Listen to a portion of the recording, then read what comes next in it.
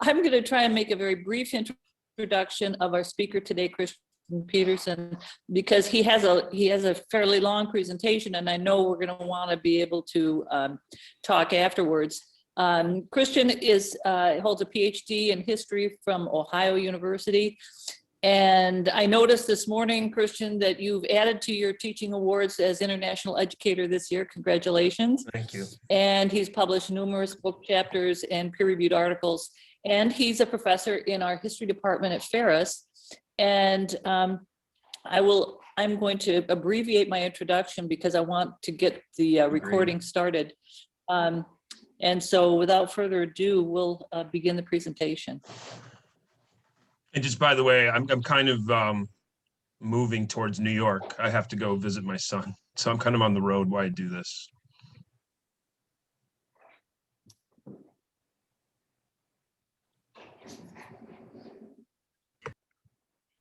All right, give me 2 seconds here and we'll get that video rolling.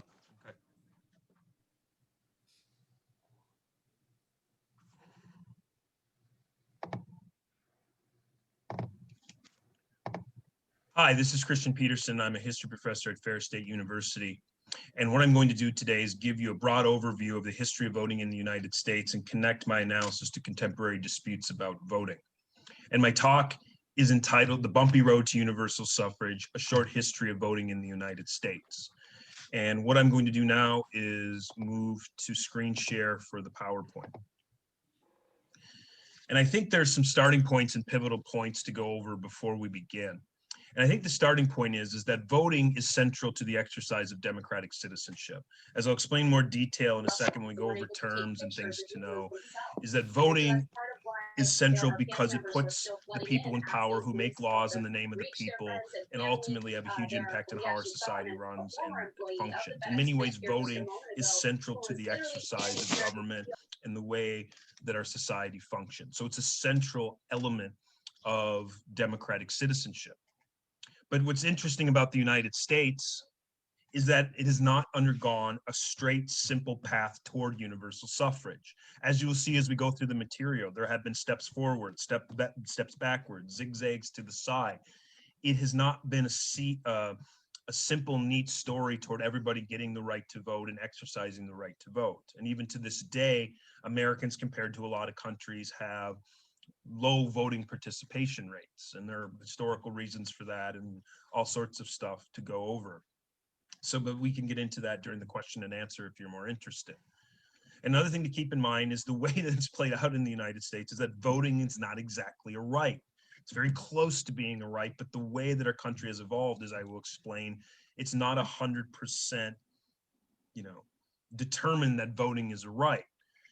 And that's why you have things like this. The governor of California and presidential hopeful in 2024, Ron DeSantis. And however, this tweet came out because he kind of backed away from it. I meant Florida. Blaming it on his staff and so forth. But he made the comment here, voting is a privilege that should not be taken lightly.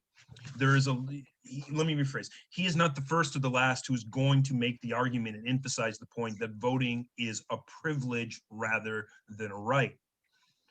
And it's a very interesting way of phrasing it because there has been a dispute about that, the right to vote versus the privilege of voting. It's played out pretty much since the beginning of the country. And we're dealing with similar debates today about the issue. So that drives home the point that the practice of voting has always been contested. It has always been controversial. Americans have argued about voting since the American colonial days into the early republic, right up until today. And it's often a debate about power and control. A lot of the issues of debate boil down to who exercises power, who wants to exercise power, who tries to limit the ability of others to more or less challenge their power. We have had nothing but a contested debate about voting, government, rights, all this stuff is out there, and it often boils down to who gets to exercise power and control. So as we go through this material, it's important to keep in mind a lot of factors that have shaped the voting history of the United States. Now, right from the beginning, you have a wide variety of factors that I'm going to allude to, but maybe not always develop in as much detail as I could in a short talk like this. The Revolutionary War, the Constitution, frontier settlement, militia service. what you have with the Revolutionary War and why it's important is because you are going to see an argument that you need to enfranchise non-elite, poor, propertyless males because of their service during the Revolutionary War, or eventually in their service in state militias. I mean, you're going to see this in a second. There were a number of voting restrictions for white males entering the early Republic of the United States, that transition from the Revolution to the early Republic. I will say more about that, but especially at the beginning of the talk, when I talk about the right to vote, it is understood by Americans, like a lot of other societies, that voting was something that was done by males, and in the United States, it was done by white males. Another thing you have to do is the democratic ideals play out. I mean, you're going to have a lot of people defending the right to vote in terms of citizenships, in terms of rights, in terms of equality, in terms of, you know, being part of the American experiment in self-government, versus elite reactions against the specific groups or the lower classes' right to vote. You're going to see people in power, people that have money, people that have, you know, are from a certain ethnic group or race, that pretty much try to define that they as a group should have ultimate control and power over who votes and what votes count. You're going to see varieties of this over and over in American history. I can't stress that enough. So obviously, when you get into that, we're going to have a number, as we go through the material, there's going to be a number of debates about race, ethnicity, and gender issues as we go through male and female. I mean, the issue of female voting is going to take on more prevalence over time. The issue of race obviously plays a huge part of this. There's going to be a lot of Americans who didn't want certain ethnic groups to vote, like the Irish during the 1800s. A lot of stuff is going on there. And this kind of goes to the next one, debates about immigrants and who can vote, the role of immigration in voting, which is obviously a relevant issue today. And then it gets into the reality that warfare, the fighting of wars, has often led to increases in voting, or voting rights, if you want to use that term, or the ability of people to vote.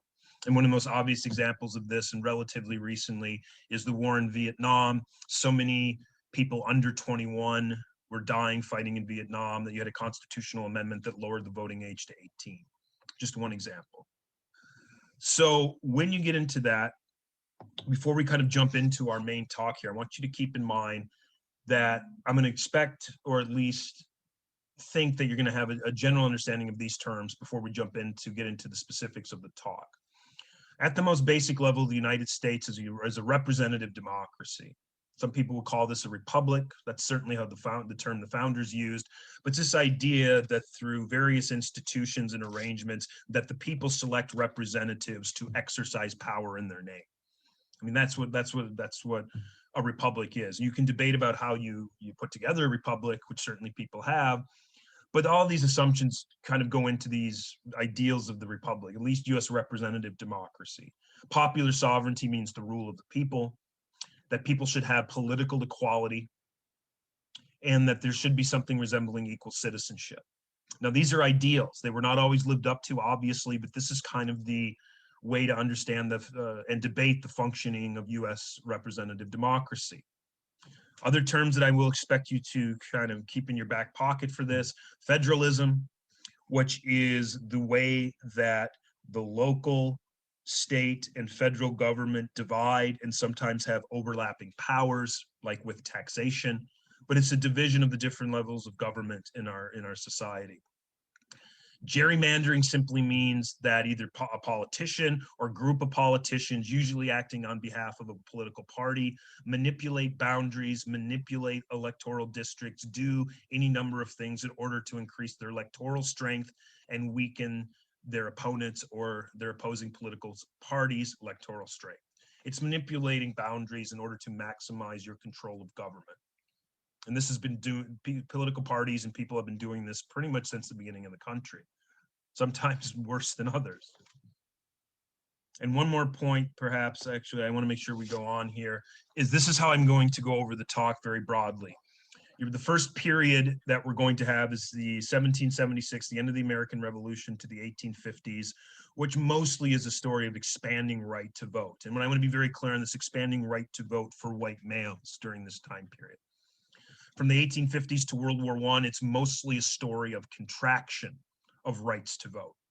I mean, we're going to talk about the complexities of that with a period in American history called Reconstruction, but it's mostly a story of voting rights contracting. From World War I to the 1950s is kind of an uneasy status quo with some exceptions, but it's mostly a status quo period. And then people debate about contemporary periodization. But in general, I mean, you look at 4 and 5 here, but in general, there's mostly expansion from the 1960s through the 1990s. There's generally an expansion in voting rights and actually numbers of people voting, even if the percentages are pretty low in terms of Americans who are actually voting. But it's a story of expansion, with once again with some exceptions that I will mention.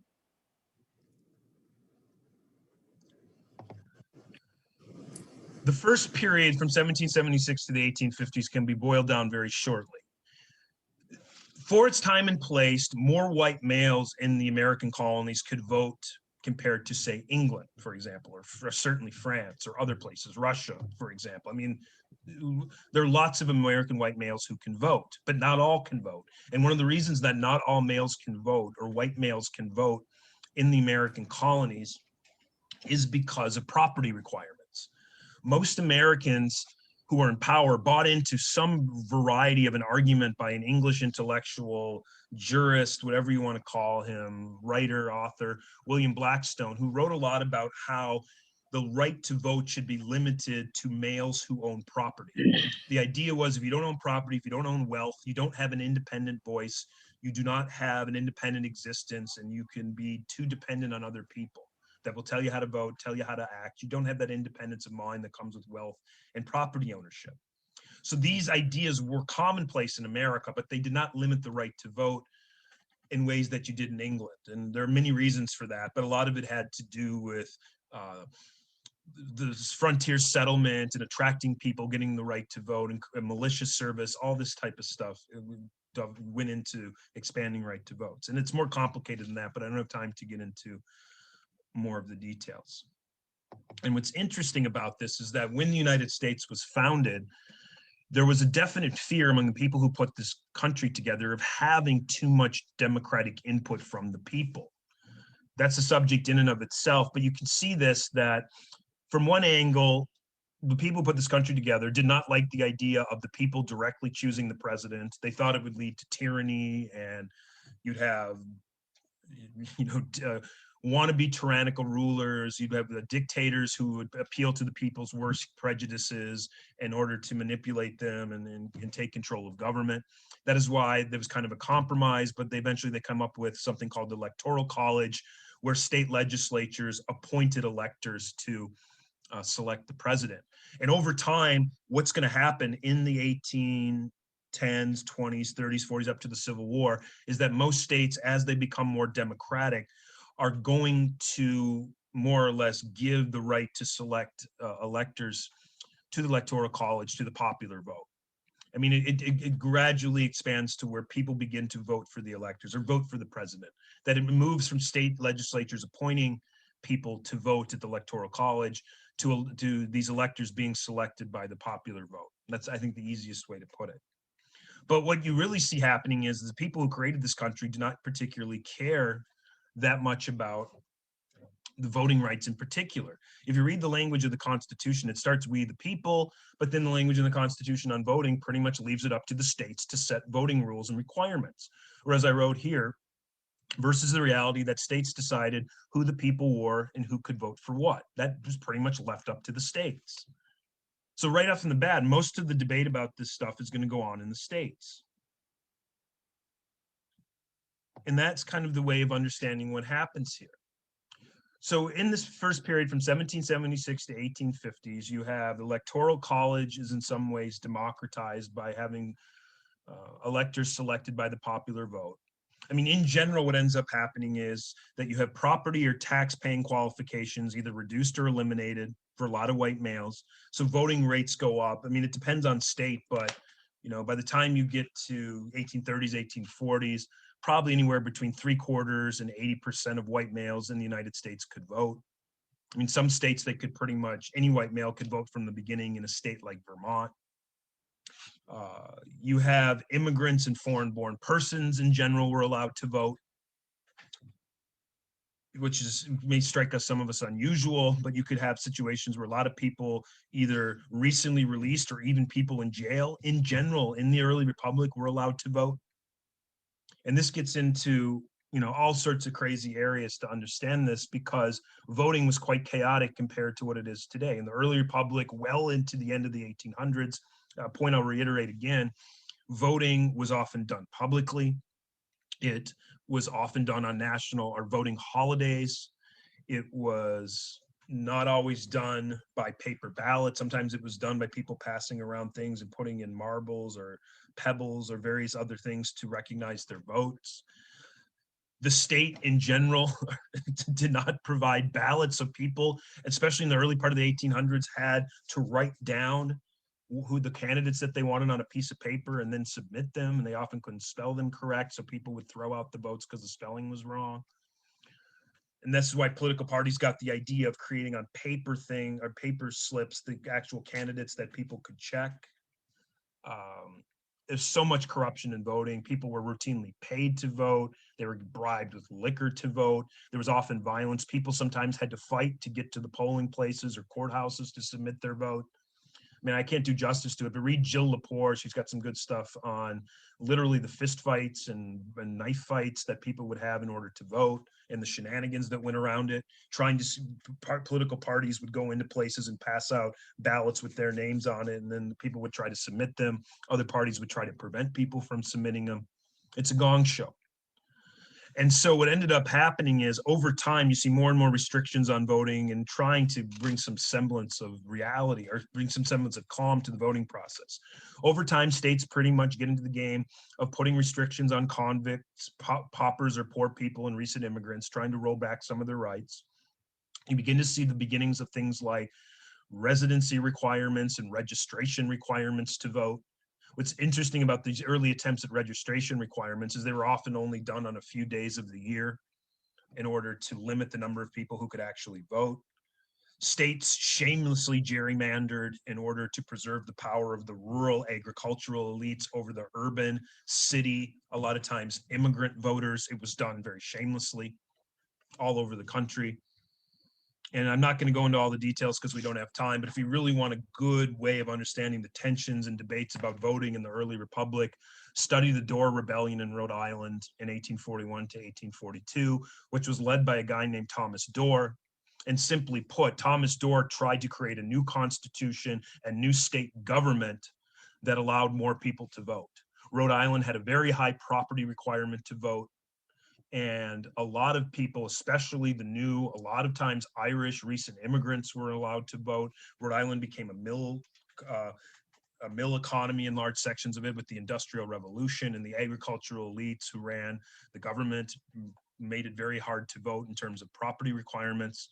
And he literally tried to carry out a rebellion to put a new government in place. It was put down. He ended up in prison, and Rhode Island, after the rebellion, tremendously lowered its property requirements for white males to vote. And in fact, white males after the Dorr Rebellion just had to pay a poll tax to vote, a little tax in order to vote, which was very common in the 1800s, well into the 20th century in some places as well. But it gives you a sense of these disputes about voting, oftentimes rural versus urban, quote unquote, real true Americans who have been here versus recent immigrants. All these kind of issues we're dealing with today play out. And so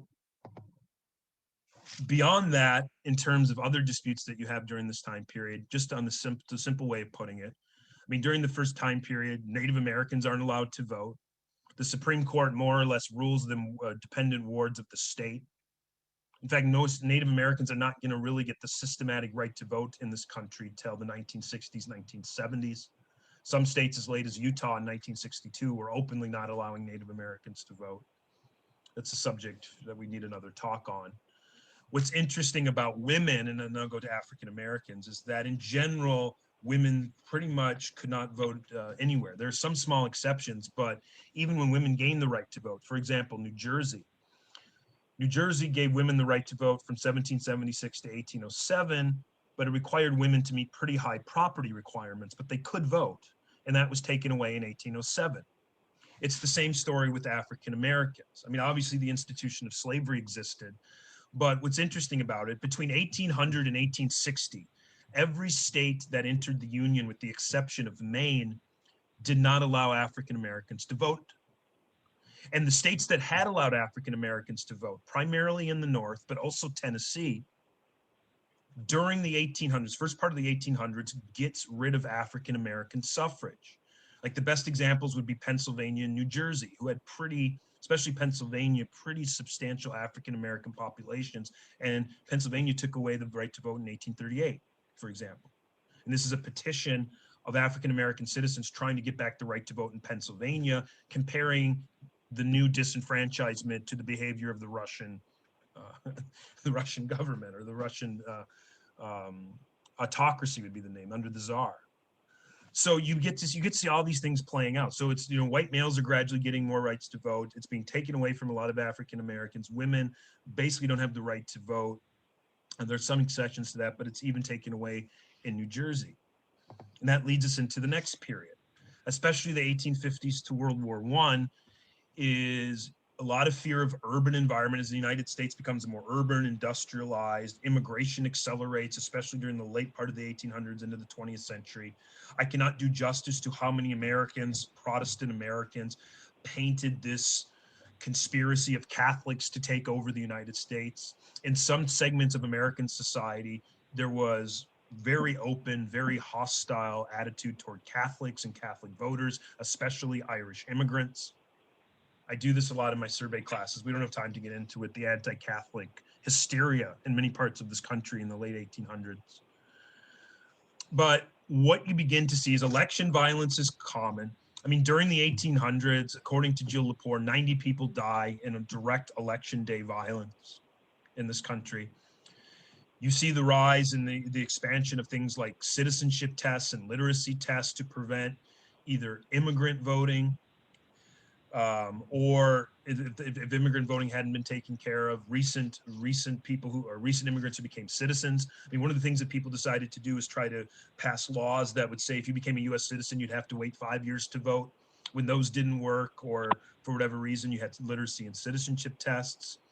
A lot of times the way that people got around allowing certain groups of people to vote was once again through residency requirements and giving the discretion of local officials to deny people the right to vote on the spot. It's always this issue of giving the discretion to people actually people are voting just to pretty much pick and choose the ballots they wanted to accept. And this gets even more complicated because you begin to see, like Ohio, New Jersey, other states, I use the example of New Jersey here, who literally only allowed people to vote if they registered, and the registration was only done on 4 days of the year. It was designed to be as hard to get to as possible.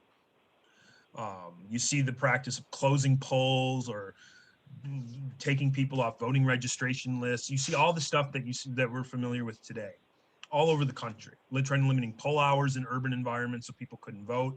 It's a lot of the same debates we're having today. What's going on in places like Detroit, Atlanta, all these other areas. But what ultimately winds up happened during this time period, is people begin to see that we need the system's chaotic. There's a lot of bribery. There's a lot of shenanigans. You see the move toward the secret ballot or the Australian ballot. Beginning in the 1880s, 1890s, more or less people begin to use paper ballots that people go in and do behind closed doors. The secret ballot begins to replace the public ballot or the giving of the ballot in public. I don't know how else to describe that. I mean, paper balloting was done very slowly in the United States, and still by the Civil War, most of the time, there was some type of public aspect to voting. That begins to go away in the late 1880s, 1890s, into the 20th century you have the system that we have today. And so beyond that, during this time period, and I want to go back here, I put this cartoon here just to reinforce how much racism was attached to the time, especially this idea among a lot of people that if we're going to limit the right to vote to African Americans, we might as well limit the right to vote of Irish immigrants, as you can see in this disgusting political cartoon from the 1870s. So another thing during this time period you're going to see is a lot of the times the Chinese were not allowed to vote where they lived in the United States, especially in the American West. Topic once we don't have time to go over. Native Americans were continued being denied the right to vote, and the Supreme Court even agreed with it. There's a famous Supreme Court case in 1884 called Elk versus Wilkins, which in effect basically said that Native Americans, even if they didn't live in the reservations and came to live in American society, this is a case from Nebraska, that Native Americans did not possess the civilization and in order to have the right to vote. So you see all this going on, and then this kind of goes into the period of Reconstruction and the Civil War, a topic we don't have tremendous time to get into every detail, but you can see the beginning. Because of the Civil War, Abraham Lincoln began to move toward the end of his life before he's assassinated, the idea that African Americans should be allowed to vote if they served in the military during the Civil War. And this ends up, because of what we use the term Reconstruction to blanketly mean the putting back of the former Confederate states into the Union from 1865 to 1877. And as part of this process, one of the things that the federal government did was enforce voting rights on the former Confederate states. So you have the 13th, 14th, and 15th Amendments. Simply put, the 13th Amendment abolished slavery. The 14th Amendment gave citizenship rights, that the federal government would protect people from state attempts to deny them citizenship. Things like equal protections of the law, due process of the law, that the federal government would be responsible for protecting people from state interference with the basic rights of citizenship. The 15th Amendment guaranteed males the right to vote, and you can't take that away because of race or previous servitude or slavery. And so what you have is a situation here where, because of the long stories of failure of Reconstruction, I mean, it ends up with Jim Crow segregation. I mean, that's, the quote unquote separate but equal, but everyone knows they're not equal, separate facilities of blacks and whites in things like education, seating on buses, public accommodations, all this type of stuff. There's a lynching epidemic in this country that runs from pretty much the end of the Civil War into the 1950s, where vigilante mobs kill about 4,000 American people, the vast majority of whom are African American. And there's all sorts of voting restrictions placed. And this was done because for a time in the late 1860s into the 1870s, and even a bit after, you have African Americans who are elected to, power positions, state offices. 15 members of Congress during this time period are African American. You have 2 African American senators from Mississippi who take up their seats during this time period. So when the federal government actually enforced voting rights on the South, former Confederacy, often at the point of a barrel through the military overseeing elections to make sure people could vote, because there's a lot of violence. I can't do justice to it, the violent backlash in the South against African Americans voting. And eventually, out of all this,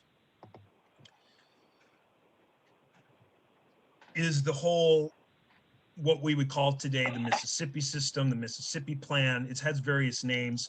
The Alabama Constitution, I think, really gives you the idea of it, because the Alabama Constitution from the early 1890s put right at the beginning that voting is a privilege rather than a right. And you see all these laws passed to limit the ability of African Americans to vote. So you see poll taxes, oftentimes cumulative poll taxes, where people had to pay a tax that was set very high in order to vote. And if you couldn't do it, it piled up over the years to make sure you couldn't vote. There was literacy tests, citizenship tests. You had people penalizing registration errors at the discretion of local officials. One of the ways that the system was designed to allow whites to vote was called the grandfather clauses, which pretty much said, these were ruled unconstitutional in 1911, but they pretty much said that if you have a grandparent who voted, grandfather, I should say, obviously, then you didn't have to go through these literacy tests and poll taxes. And that allowed poor whites to vote, although it was eventually declared unconstitutional. And I cannot do justice, and I wish I had more time here. I got about 11 more minutes to get through a lot of material. But what you're really doing here is you have numerous examples of violent backlash against voting.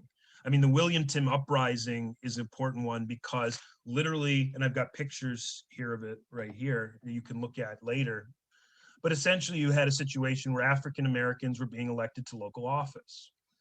And there are various reasons for why that happened, but the Democratic Party and the former Confederate veteran, people went nuts and literally made public declarations to attack anyone who tried to vote. And in 1898, after a series of newspaper articles about the problem of lynching, about interracial it's hard to explain shortly, but essentially there was pretty much a military coup. A white mob went in and started destroying newspapers, basically took over the government and got rid of the African-American representatives and other Republicans in the town, and basically took it over through military force, which is why it's called the Wilmington coup.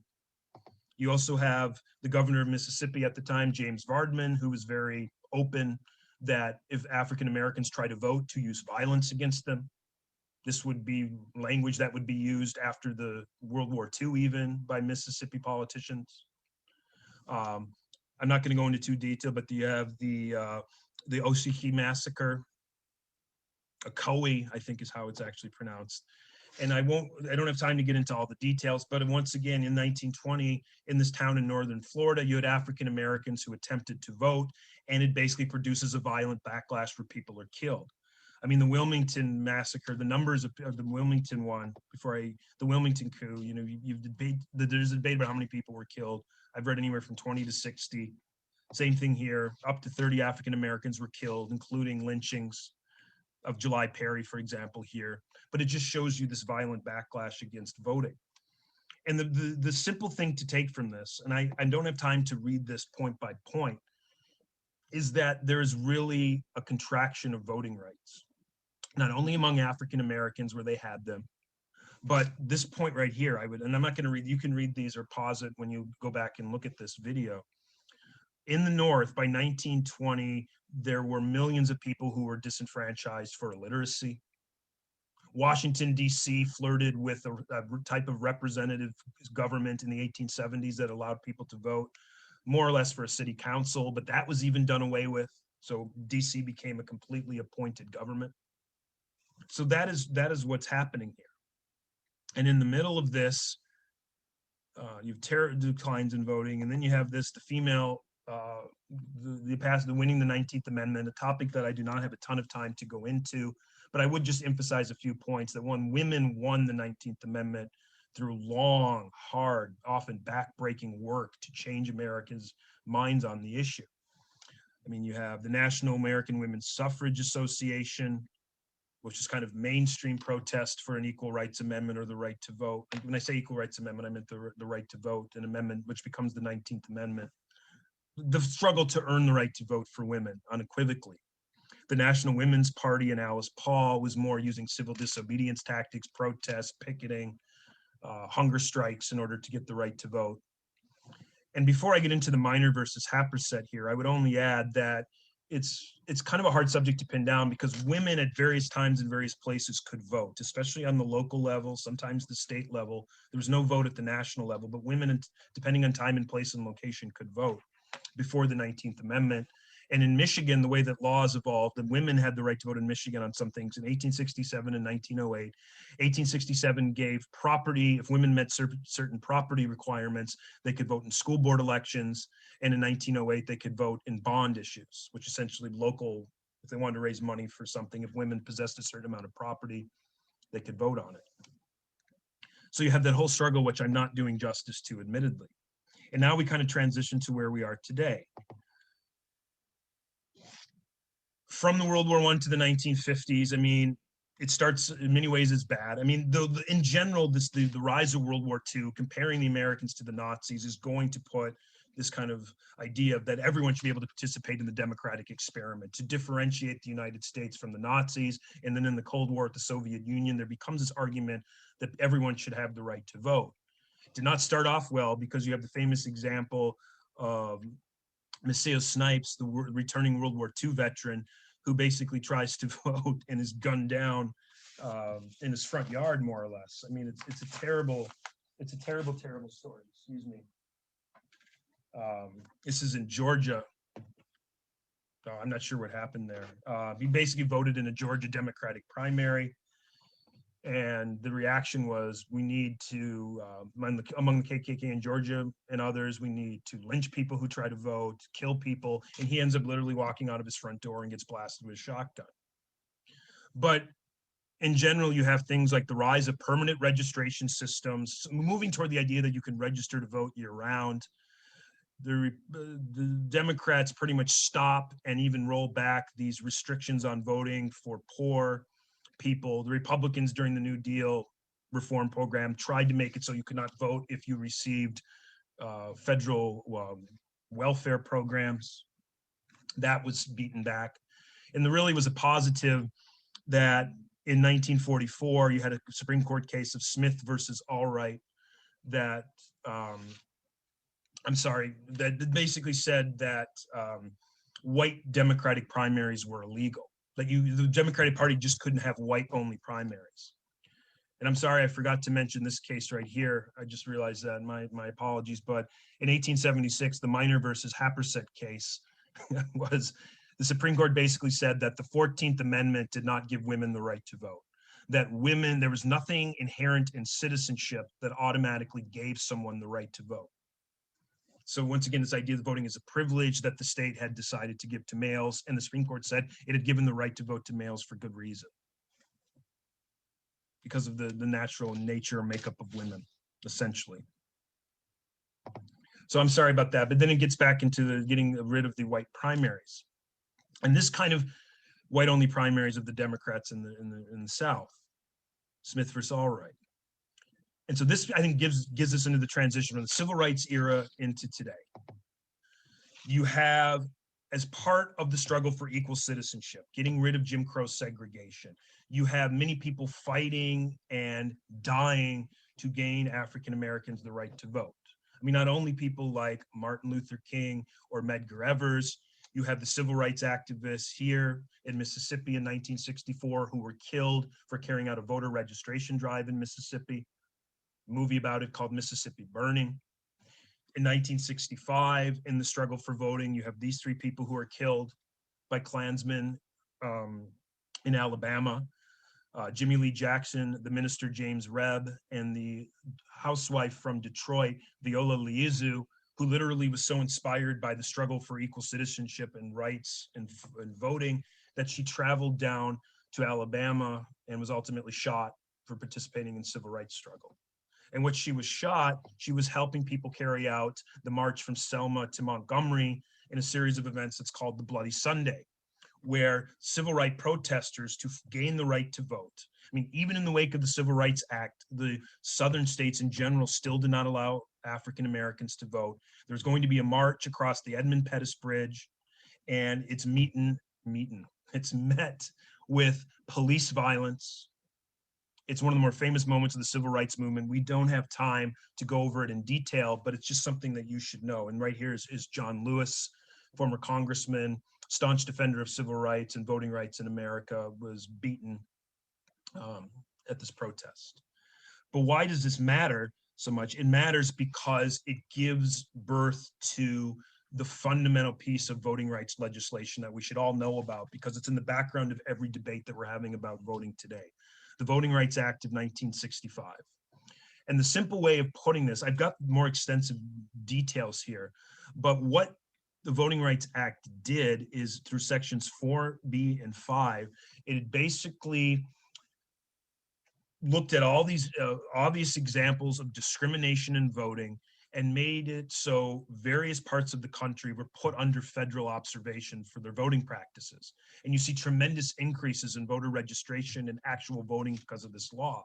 And so essentially, when I hear the term pre-clearance or practice for pre-clearance, this law made it so certain parts of the country could not change their voting laws and had to more or less get the federal government's approval or the Justice Department's approval or a court in Washington, D.C., the federal district court in Washington, D.C., to make any changes in their voting laws. So what that means is the federal government not only would make sure that these states took out active efforts to register and allow people to vote, but these states could not change their laws unless the federal government approved of it. And it's a little more complicated than that, but we don't have time to go into all the details.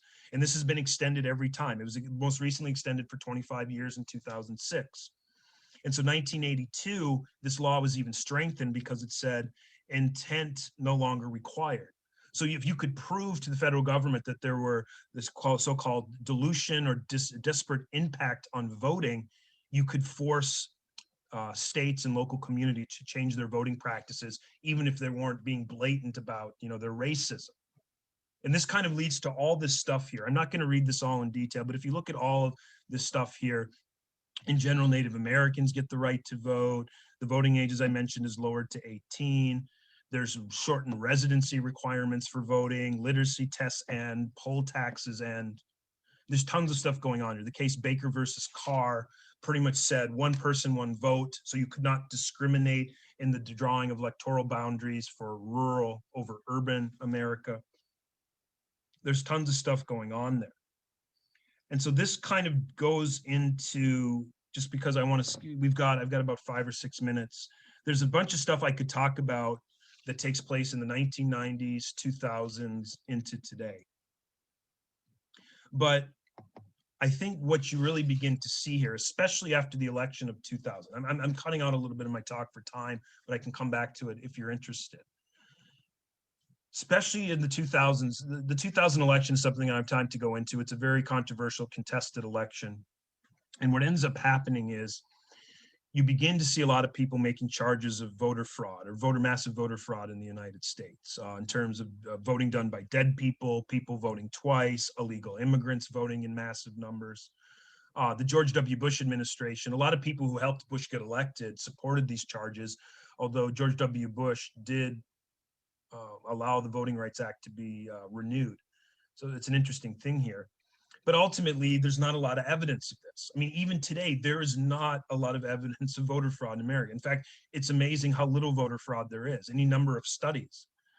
I mean, even a conservative think tank like the Heritage Foundation that has this voting fraud database, it's actually stunning how infrequently voting fraud has actually been proven. And I can answer more questions about that if you're interested, but study after study after study really shows how rare voting fraud has been. But nonetheless, you begin to see these charges go, these things being put out there. And I think that is the context to understand the major moment in our contemporary debates is the Supreme Court case Shelby versus Holder County, or Shelby County versus Holder, and then what states did. Sometimes before Shelby, but certainly it took on a new level after. And what the Shelby versus Holder case did essentially said that Section 4B of the Voting Rights Act was unconstitutional because times had changed. This wasn't 1960 anymore. It wasn't Bloody Sunday anymore. States had changed. The data that was used to prove vast discrimination in voting was out of date. So basically said the law, you can't have pre-clearance anymore because the data that the federal government was using for pre-clearance requirements was out of date. So that kind of guts that. And this is what ends up happening. This is even beginning before Holder, or Shelby County versus Holder, but accelerated after. As states do all sorts of things to restrict voting in quote unquote neutral ways, in ways that kind of in some ways, I mean, there's nothing exact parallel how a lot of people in the late 1800s in the former Confederate states did things like poll taxes and literacy tests and framed them as race neutral ways to limit fraud in voting. The language is sometimes very similar. So what you do here, just to give you some examples, I mean, you have purging voter rolls through various means. You begin to see a lot of states, I mean, millions of voters are kicked off voting rolls from roughly 2010 to the present. This certainly accelerated after Holder, but like Ohio's example, use it or lose it. If you don't vote in a certain number of elections in a row or don't respond to mail, you can be kicked off. Georgia's done this as well. Poll locations closed, shorter hours for polling location.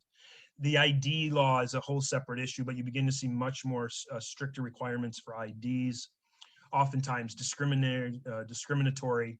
Just to give you one example, North Dakota recently passed a law that you have to have, a voter ID and with a registered address. But a lot of Native Americans live on reservations and they use PO boxes and they don't have access to address and they're not being allowed to vote.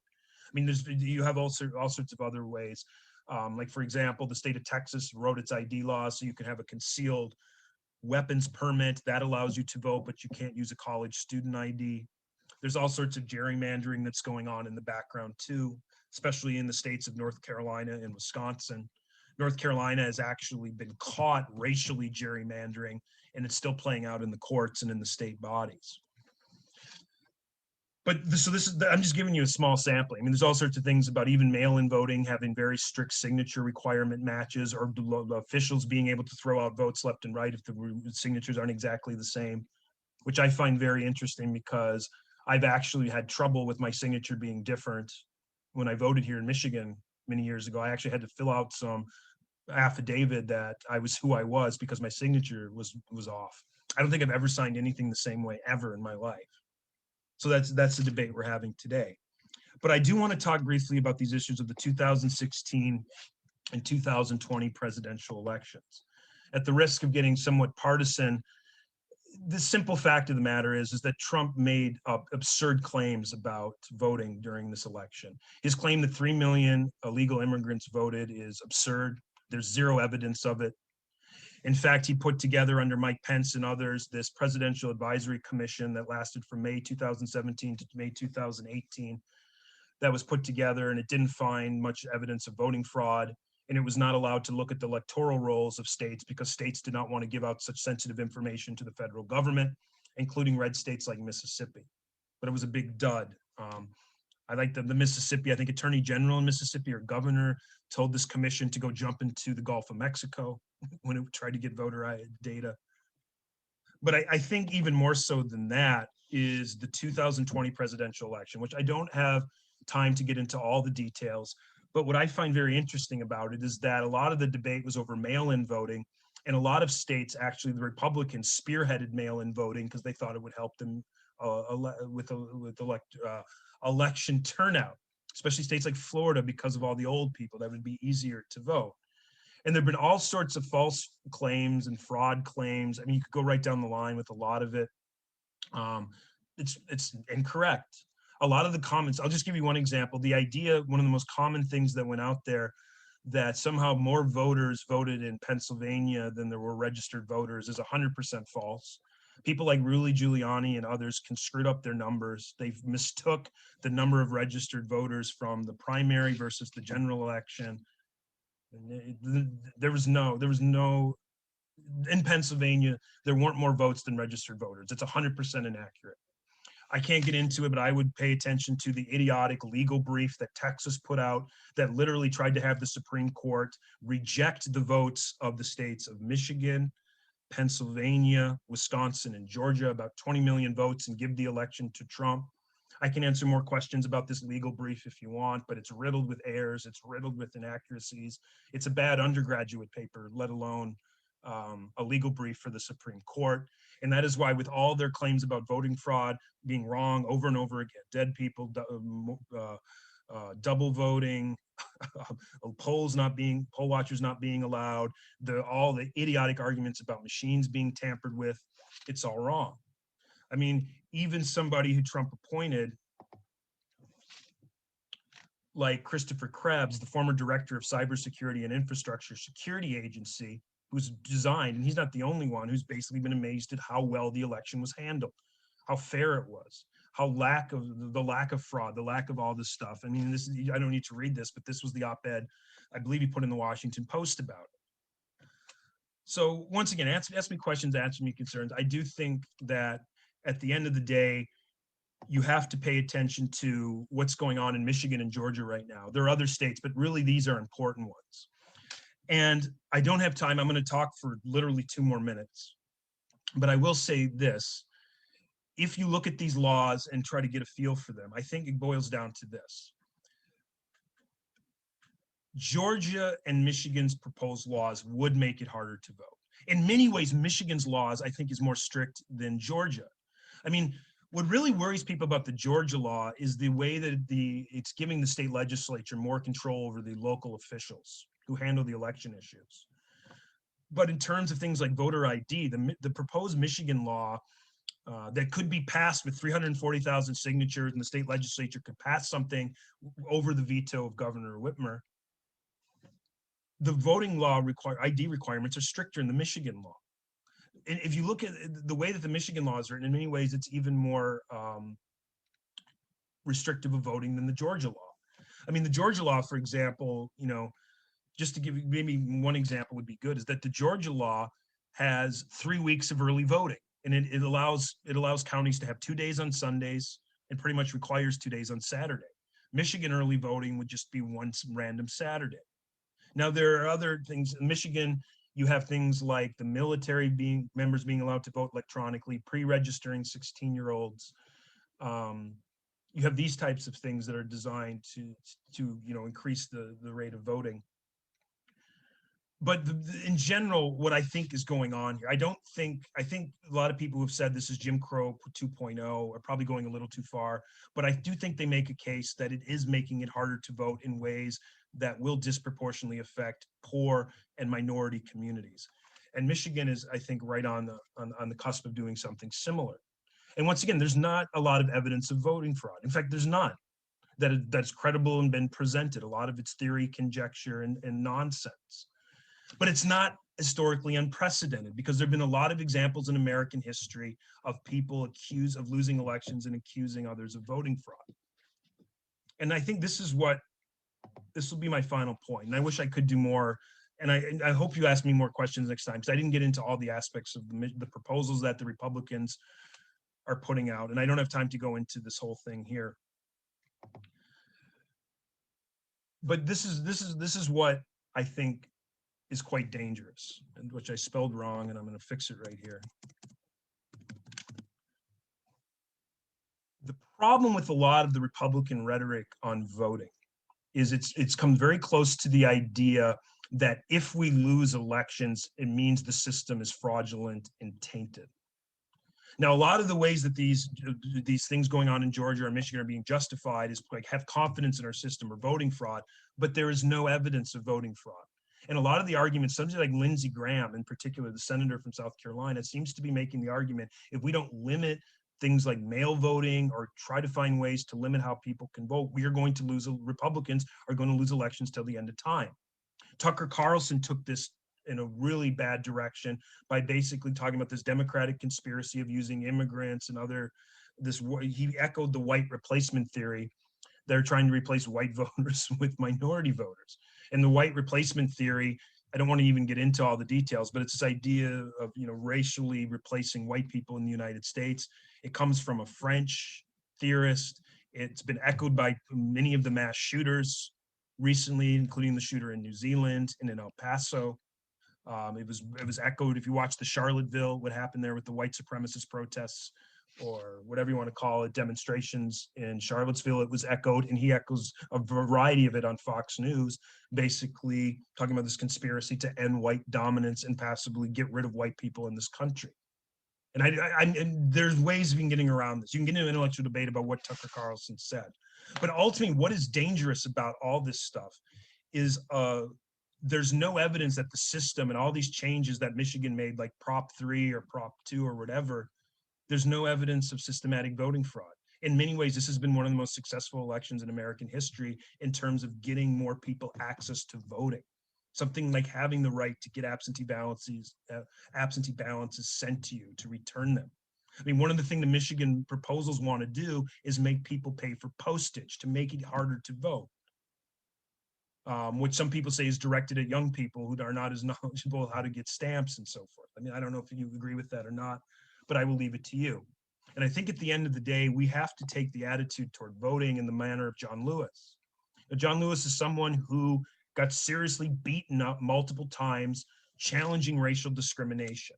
He was part of the Freedom Rides, which essentially were African Americans and white people taking bus rides across the country, fighting segregation on interstate travel, who were beaten within an inch of their lives, a lot of them, including John Lewis, and then ended up in prison for it. Or he was beaten in the Selma demonstration. The question we should try to do is, how do we get as many people to vote? How do we make it easier to vote? I think the onus should be, we want to find ways to make voting as easy, as accessible, and as good as possible, because ultimately, as a representative democracy, if we believe in popular sovereignty, political equality, equal citizenship, we want a government that reflects the widest possible amount of people. And I think that's what we should be going for. And that's why I have the vote thing in the background. And I've gone 53 minutes, which is too long, but I'm going to stop there. I hope you'll have some questions for me, because I certainly didn't get into everything on the Michigan and Georgia laws and other aspects of this talk, but here we are. Thank you.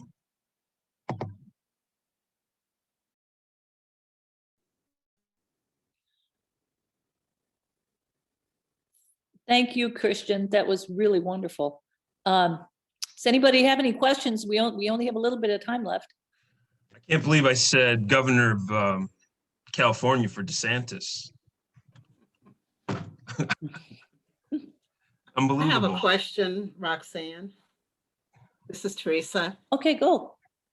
I'm wondering, with all of these restrictive state bills that are being put forward, how would the passing of HR 1, how would that affect the state bills?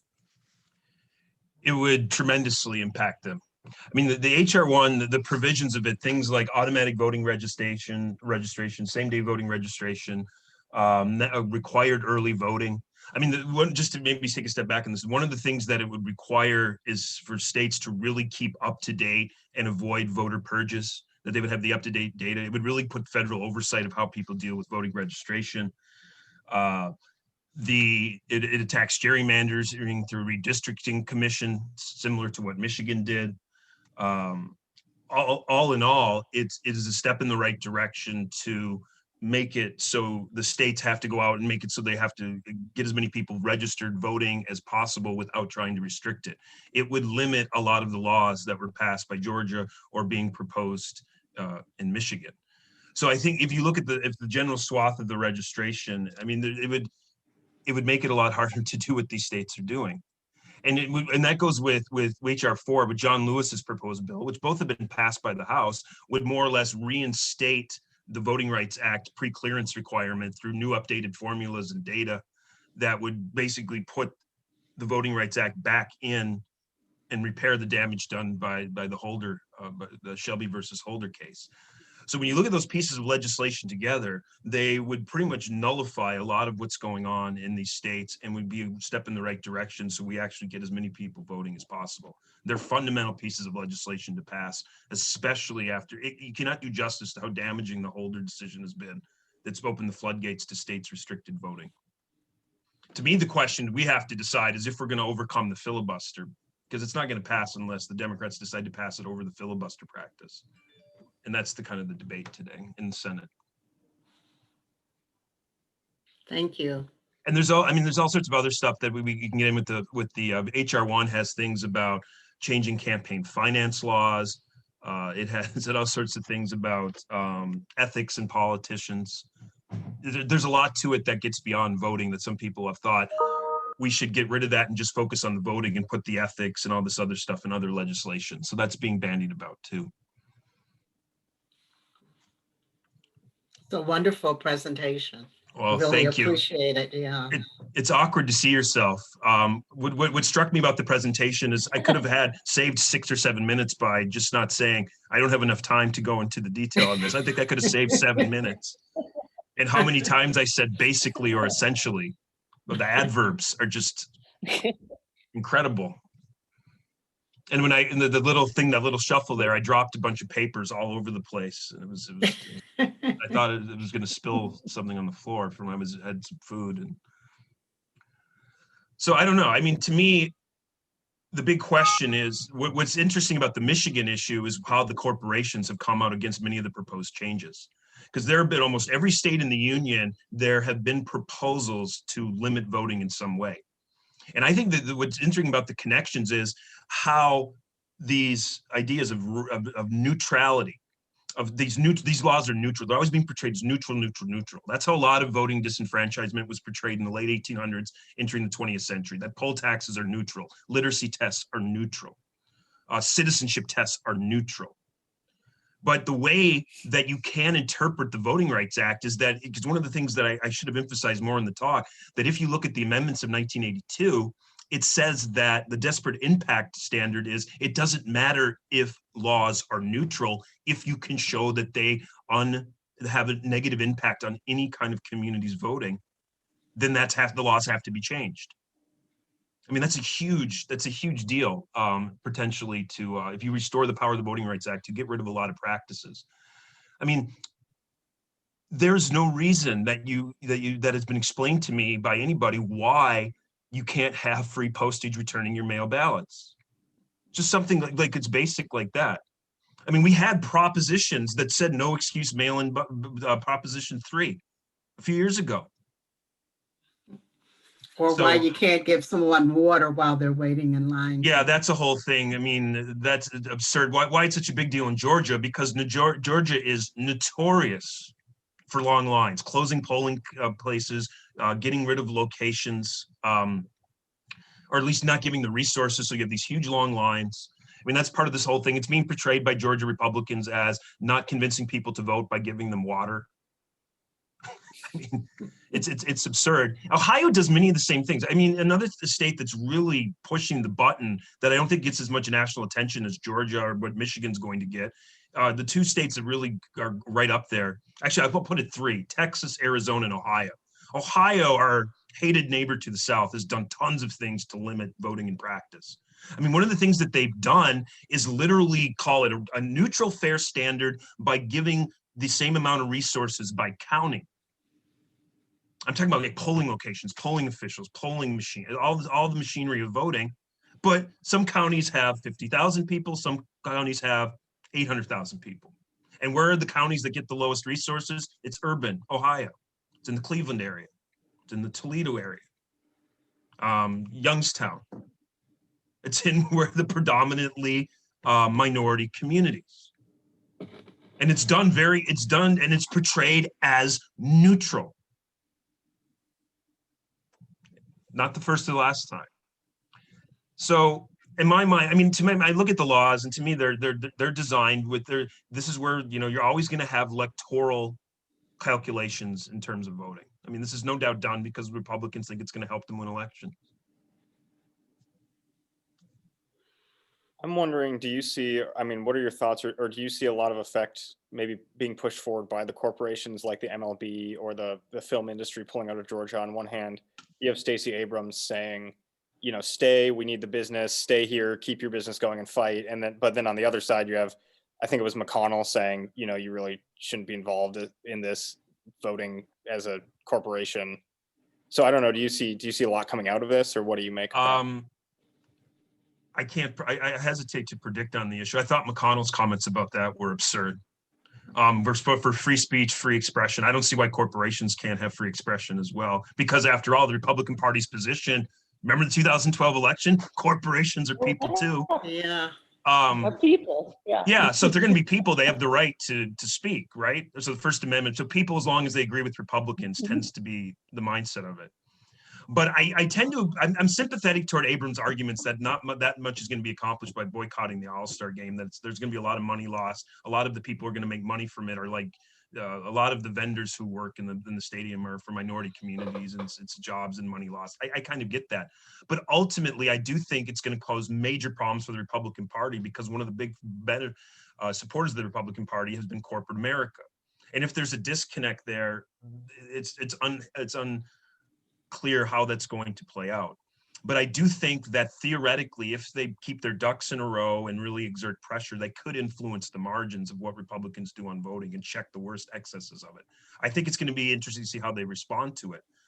Because some people I can see in the Republican Party, the way the Republican Party's gone with a lot of the Trump rhetoric is they'll portray it as corporations, they'll put it into some type of class war. Holly out in Missouri has been adept at doing this, is portraying, look at these elites trying to tell us what to do. I think that could be an angle, but it's a dangerous game for Republicans. David Fromm had a good article recently in the Atlantic that I didn't have time to fully read, but he basically says there's a lot of problems in the Republican strategy right now, in terms of like corporate America, in terms of the backlash against restrictions on voting, against all this kind of stuff, especially as demographics change in America. Because the Republican Party, in many ways, the way it's evolving, is becoming the party of a certain segment of white America. It's becoming a party that's going to have to rely on a base that's going to become narrower and narrower over time. And that's where the disenfranchisement issues come in. So I don't know. I think there's no doubt in my mind, there's zero doubt in my mind studying these issues as much as I can, that the Georgia law would have been infinitely more restrictive without the corporate and African-American pushback. Because if the Republicans had had their way, there is no doubt they would have got rid of early voting on Sunday and registering voters on Sunday through the Souls to the Polls things. That's very big in the African-American church community in Georgia as a way to connect to voting and get voting out. Republicans wanted to get rid of that. And why is that? No, they're not stupid. They see that it enfranchises and connects a lot of African Americans to politics. So I think if the way that, I don't know what's going to happen in Michigan with the whole initiative process, state legislature process. I don't know how that's going to play out. But I do think corporate pressure could potentially curb some of the worst excesses. Because the voter ID law, I didn't explain as much detail as I could have. The voter ID law in Michigan is way stricter than Georgia's. Like Georgia, you can turn in a mail ballot if you have your driver's license number, social security number. The state of Georgia, as part of the law, went out and said, we're going to basically give out ID cards to people. They're going to make it easy to get ID cards. It's not that easy to get a photocopied of your license in the mail that you have to pay for. I mean, I don't know. I'm a nerdy professor, so I have a scanner, but most people don't. If my parents would be completely unable to get a photocopy, I mean, maybe my mom would go to a grocery store and ask someone to do a copy. I mean, I know you put it out there with a little trepidation that younger people, and even just making them put a stamp on it, right, could prevent them from voting. But I mean, I know plenty of people my age. I know for a fact I've never purchased stamps, never sent anything in the mail, and it would be a barrier. If they saw they had to go buy a stamp, they'd say, "I don't know how to do that. I'm not." I'll take your word for it. I have no idea. I've always found it a pain in the ass to get stamps, but I do it. I've been in my entire life. I've been in relationships where that's been part. You know, when you have relationships, people do certain things as part of that relationship. My job in any relationship I've ever been in was you're in charge of getting stamps. So I get stamps all the time. I get it. I go in there and I get my stamps. I mean, no matter who I'm with, I have, I'm a heterosexual male, so it's with women. So my girlfriends or wives have always been, get the stamps, and I get them. But I'll take your word for it on young people. But it's not. But these are political calculations, and what's amazing about this, it's the Republicans have manufactured a problem of voting fraud, often to absurd levels, and that's why some people now are. The guy in Indiana, I can't remember his name, is rolling it back and saying that voting fraud exists, but something you can never prove because it can't be proven, but it's still there. I mean, I don't. I mean, I could go into any number of things with that. Of what I could say.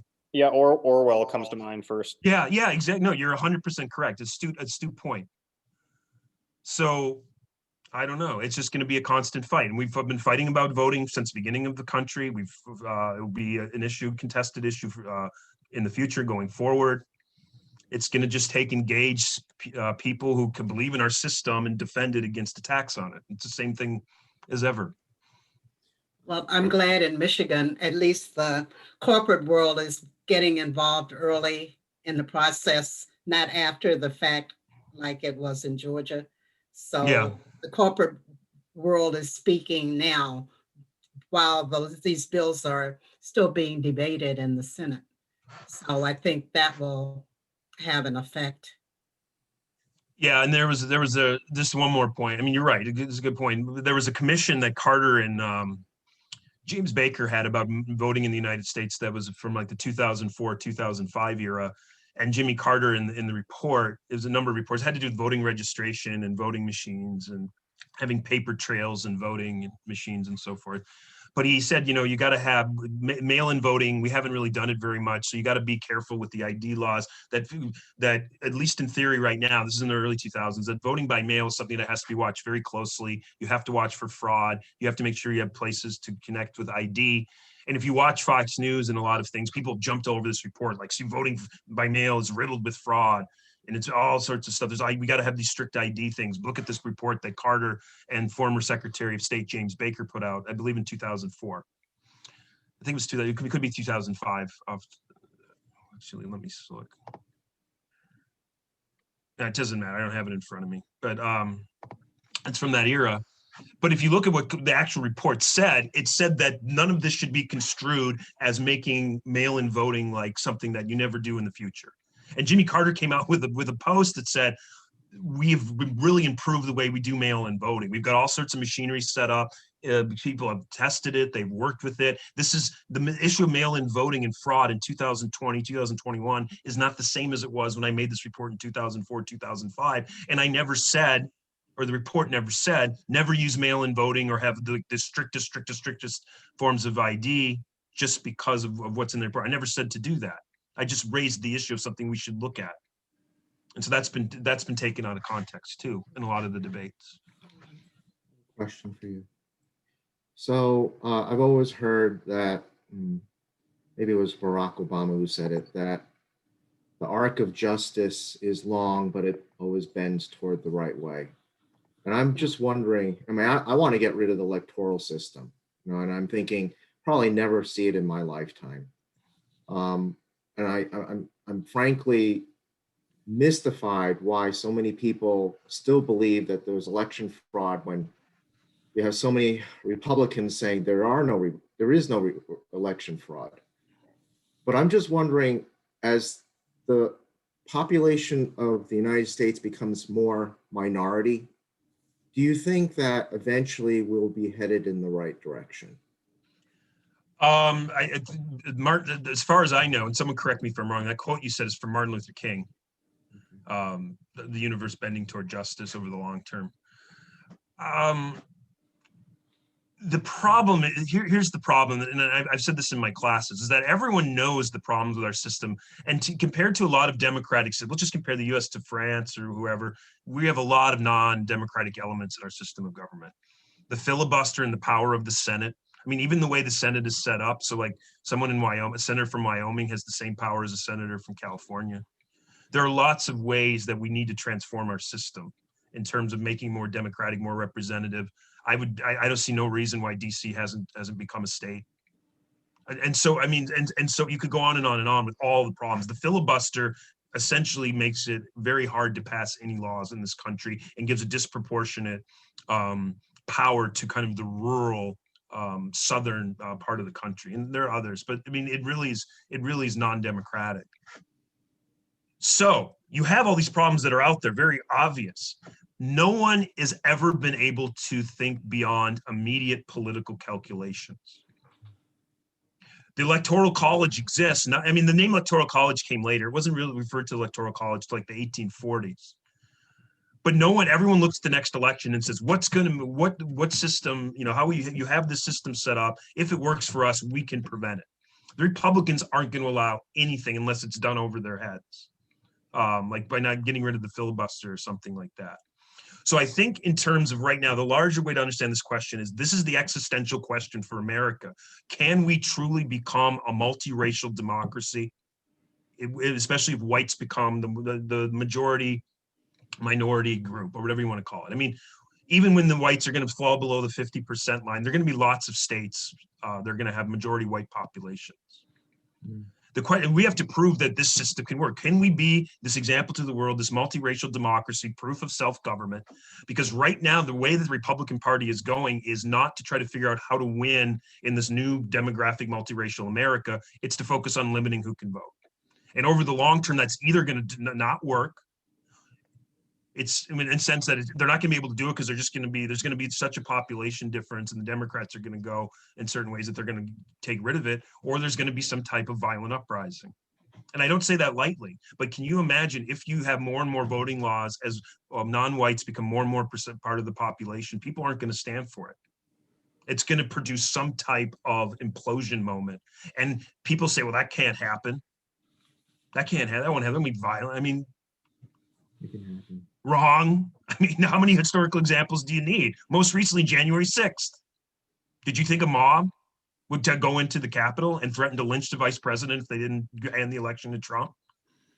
Do you think that would happen? So my point of it is, I'm pretty optimistic, but I can see where things really go around. Like, I don't know how many Republican reports have said we need to expand our appeal beyond a certain section of white voters. And instead of doing that, instead of finding ways to do that, it has been, we're just going to double down and make it harder to vote and try to find ways to limit who can vote, try to limit the way the young people can vote, minorities can vote, talk about voting fraud. That's pretty easy. That's not going to work over the long. There's going to be some, like I would call it, punctuated equilibrium at some point. Either our society is going to really break apart, or it's going to change organically, where you're going to have things done over the heads of Republicans. But that's not anytime soon because of the way the structure of our government is. So I guess without predicting, I think your question is the million-dollar question we have to answer. And I'm optimistic, but I can see where things would go awry really quickly. I mean, I don't have a better answer than that. Thank you. But Mitch McConnell's comments on all of these things are just incredible to me.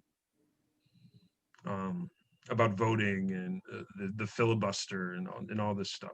I mean, this is a guy who literally prevented Obama from doing his constitutional role of appointing a Supreme Court justice, and he's coming back with all this stuff about how we have to follow the rules and certain practices of government.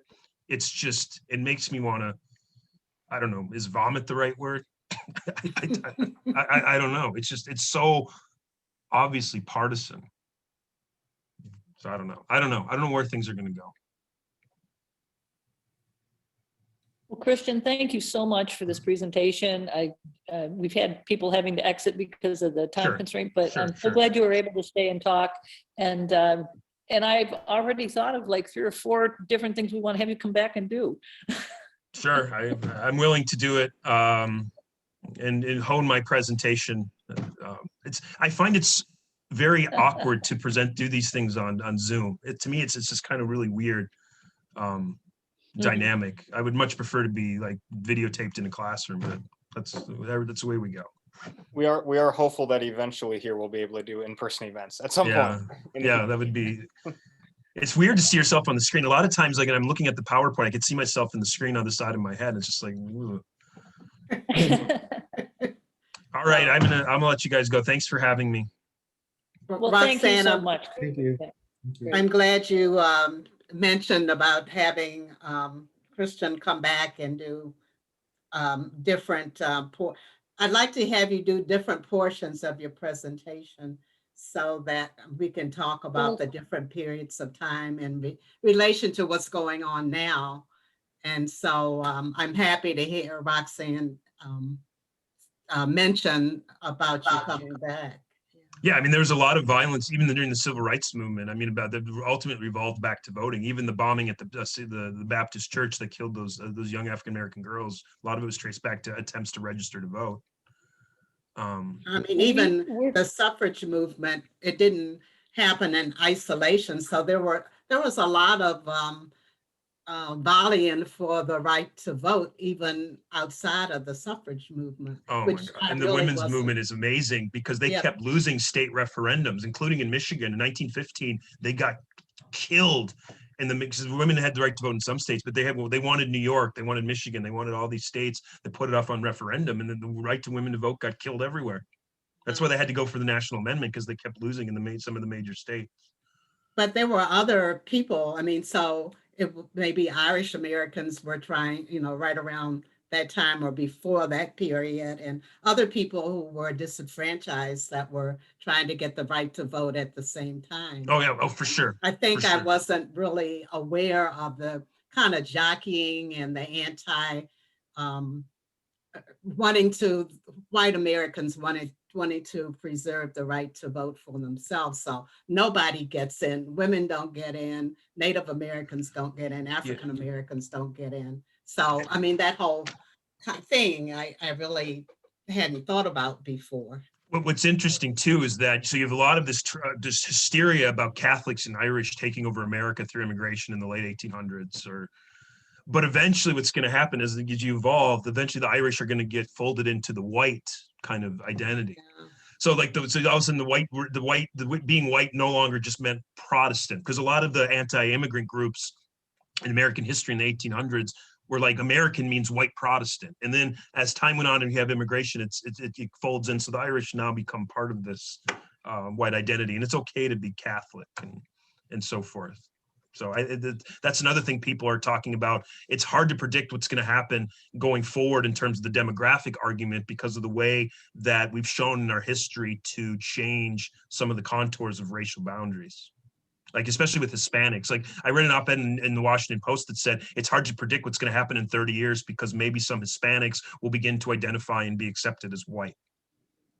And some people may find that crazy, but I know this just from my experience. I don't mean to keep you on the line here, but I just, your point really, really struck me. I played college hockey with a guy whose grandparent or grandfather fled Castro's Cuba, literally on a boat. He was a doctor in Cuba, got on a boat and moved to Miami. And his parents are Cuban descent. And I asked somehow one time he said something about, I said, like, what do you think about this? Or he said something like, I just assumed he was Hispanic. And he was very offended that someone would call him Hispanic. He goes, I'm a white person. I'm white. I'm white just like you are. And I thought, I'm like, I tried to tread lightly. I said, aren't you Cuban? Because I don't know how many Cubans would a lot of Cubans I know would be comfortable with the Hispanic label. And I don't want to speak for anybody, but I just know this from my experience. And he was really offended at this. And he thought of himself as a white person. So what does that mean in terms of how racial identities will evolve when you have stuff like that? And he was a big, hardcore Republican. So I don't know. I don't know how these issues are going to play out.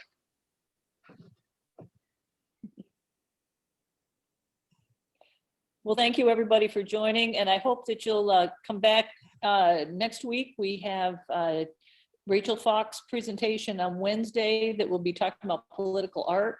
And then next Friday, I think, is our citizen panel. Is that right, Lucas? Yeah, and we had a really nice chat with 4 naturalized citizens about their journey to citizenship. And I think it turned out really nicely. So I hope you'll join us. Thank you. All right, thanks to Thank everybody. you. Bye. Christian, thank you. Bye.